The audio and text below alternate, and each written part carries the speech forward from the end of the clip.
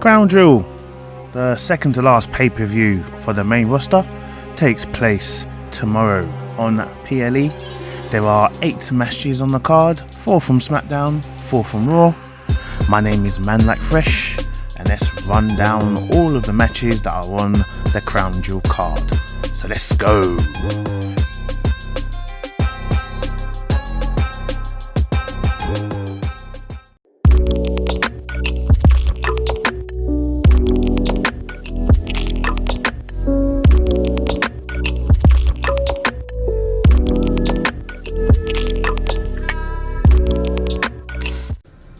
To get all updates on what videos are due to come out next and when they're due to come out, and to just follow me in general, you can follow me on Twitter at Manlykefresh, www.twitter.com/Manlykefresh. So let's start this prediction video with a pre-show match.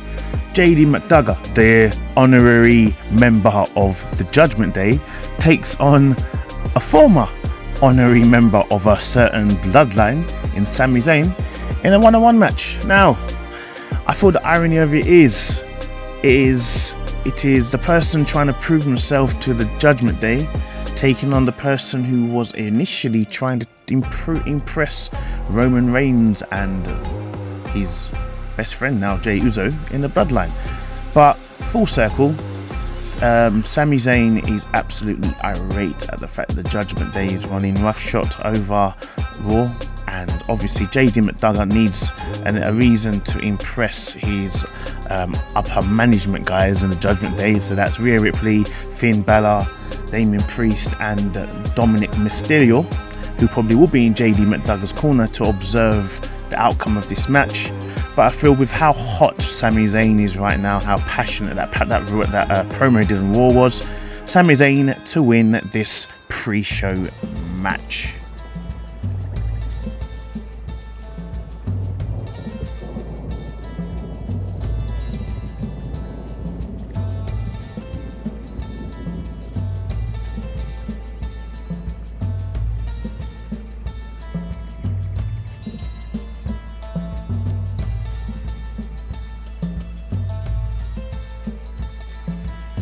Over to SmackDown, we have the leader of the LWO and the master of the 619 defending his United States Championship against Mr. Prime, Mr. YouTube, Mr. Boxer, Mr. Everything you can think of, you want to call him, Logan Paul, for the United States Championship. Now, when I first heard that Logan Paul was going to challenge for the United States Championship, I thought, why?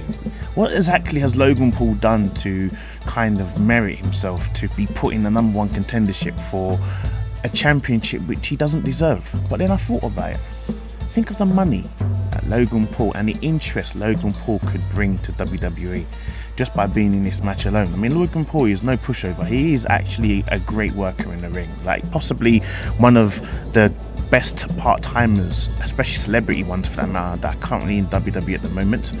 So, you know, we've got Bad Bunny, but I think between the two of them, Logan Paul is definitely probably a stronger athlete in the ring.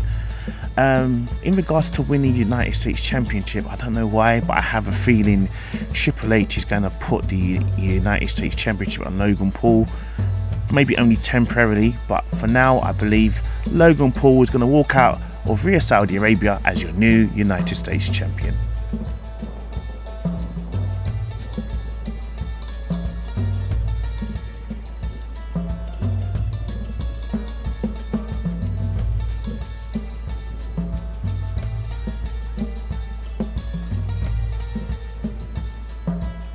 And back over to Raw, we have the World Women's Champion, Rhea Ripley, defending her Women's Championship against 4 other women in Shayna Baszler, Zoe Stark, Raquel Rodriguez or Gonzalez, whatever her bloody name is these days, and the irresistible force in Nia Jax in a fatal 5-way. Now, I feel to date this is going to be the biggest challenge Rhea Ripley has had to face in any championship match, even when she had the NXT championship. This is the biggest challenge she's ever had, you know, because let's face facts, out of the two championships in the World Women's and the WWE Women's Championship, Rhea Ripley hasn't done as much work as Io, Asuka and all the women champions before her in the last couple of months. So obviously Nia Jax is being billed to be this irresistible, unstoppable force. Shayna Baszler's in there simply because she took out Nia a couple of years ago, and they've continued that rivalry now. Things come back. Rhea Ripley and Raquel Rodriguez have a legitimate rivalry going on from the time that Rhea Ripley injured Raquel a few months ago, when she was still teaming with Liv Morgan as the women's champion, tag team champion, sorry.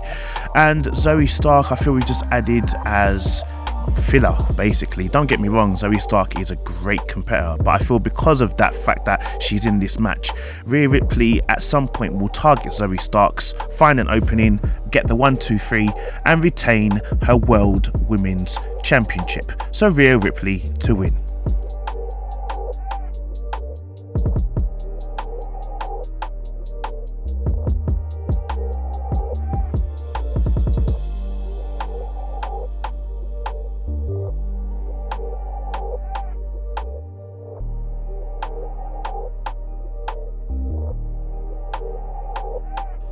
Back over to SmackDown, we have the other women's champion, Io Sky, defending her WWE Women's Championship against the person she defeated for the Women's Championship back, I think, was it Fastlane or was it SummerSlam? I can't remember. I think it was SummerSlam, in that Bianca Belair. So Bianca, who made her emphatic return a few weeks ago, or last week, I believe, a week before, in Charlotte versus Io's match, as she fully wants to get her revenge against Damage Control after Damage Control and Io came out after she beat Asuka for the Women's Championship to cash in her Money in the Bank, and they took out Bianca in the process, making her take some time off, and now she's back to try and reclaim what she never had the chance to salver in winning. So how is this going to pan out? I feel like it's going to be a great match. Bianca is going to be on the winning cusp of winning the championship, and then obviously it's probably not going to be Dakota, because Dakota's kind of ill, but Dakota will probably create a distraction. Bayley will come in, interfere with the match, knock out Bianca, and Io will take up the scraps, pick up the 1-2-3 to retain her women's championship.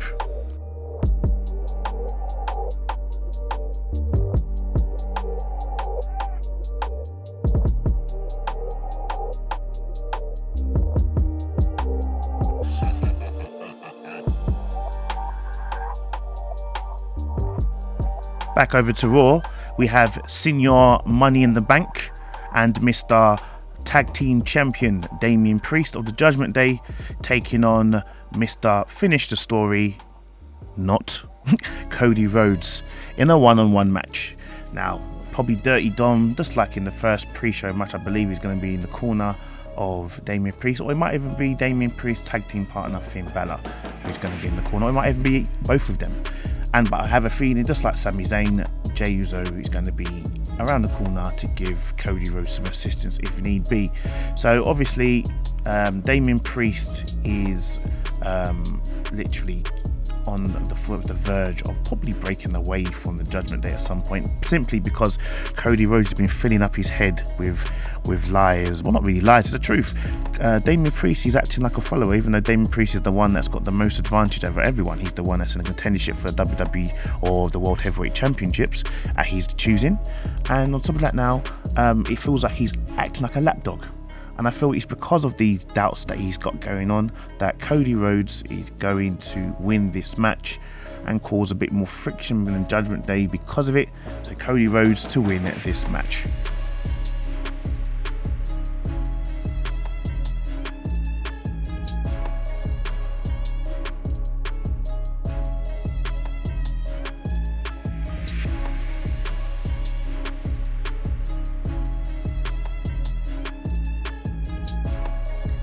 Back over to SmackDown, we have the greatest of all time, the 16-time WWE World Champion in John Cena, taking on the baby of the bloodline, the muscle, Solo Sikoa, Jimmy and Jay's younger brother, in a one-on-one match. Now, I don't know if Jimmy Uso is going to be in Saudi Arabia, but I know two people that are going to be there. It's going to be Roman Reigns and the Tribal Chief's right-hand man in Paul Heyman. So Paul Heyman probably be in the corner of Solo Sikoa in this match. And let's just go through the match real quick before I run out of time.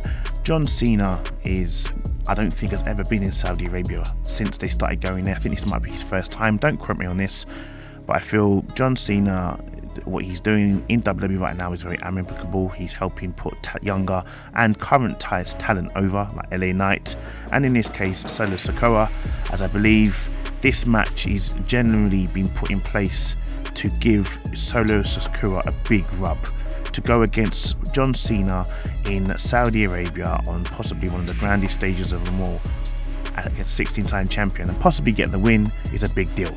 So Solo Sikoa, I believe, will win this match.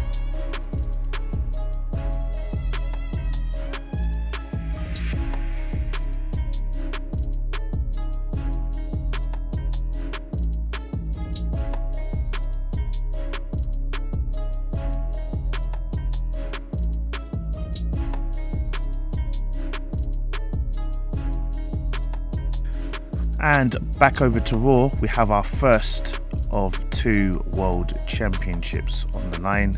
We have the architect Seth frickin' Rollins defending his championship against Drew, who has, as of late, gone through a big change in character. He's very salty, very angry, very bitter. I wouldn't say he's a full-blown heel, but he's definitely a tweener. He's definitely borderline heel stroke babyface.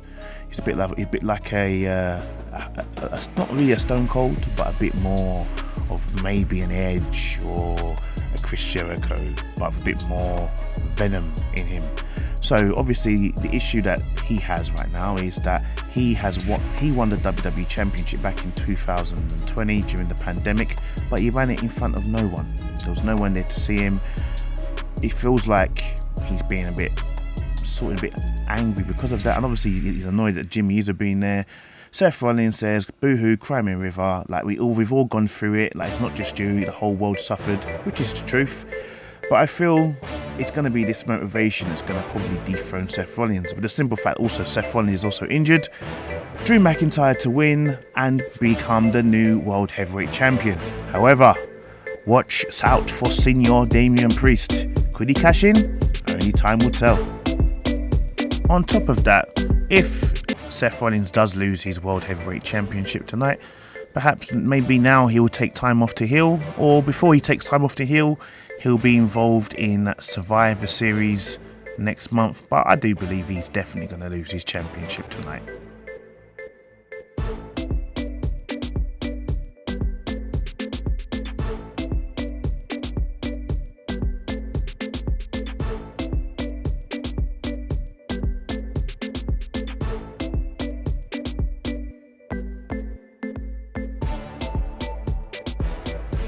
And back over to SmackDown. It is time for the main event. It is the WWE Universal Unified Champion in Roman Reigns taking on Mr. LA Knight. Yeah, for the first time. Now, LA Knight's getting his come-ups now. He's literally done the tag team with John Cena last month at Fastlane. And he's also now at the stage where he's getting a major rub by fighting the Tribal Chief all the way up in Saudi Arabia for the richest prize in WWE right now. So imagine Roman Reigns is 1,000 plus days as champion. I think he's 1,200, something like that, as champion. And LA Knight, who's never won a world championship, hasn't won any championship apart from the unsanctioned $1 million championship, is going for the big dog, no pun intended. So now the exchange between these two has been very good. I mean, in the great scheme of things, let's face facts, LA Knight he's in Roman's head. He sat at the head of the table the other week to do the contract signing. He gave Roman some bloodhead trauma. I think that's the name of his, what's his, that name of his? BMT, isn't it? Blood something trauma. Anyway, gave him that. It's like the 1%er where he dropped like EC3 used to do to Impact Wrestling. Gave him that move, and we know he's got Roman's number. But everyone that knows the tribal chief always has an ace up his hole. If he hasn't got one ace, he has two aces. And those two aces come in form of one half of his twin cousins in Jimmy Uso, and the other one with the other guy who just beat John Cena, which I believe is still going to happen, in Solo Sikoa. One of those two is going to get involved when LA Knight's probably about to get the pinfall, and Roman will retain his championship. On top of that now, Damian Priest is still in possession of the Money in the Bank contract. Watch out for Senor MITB tonight.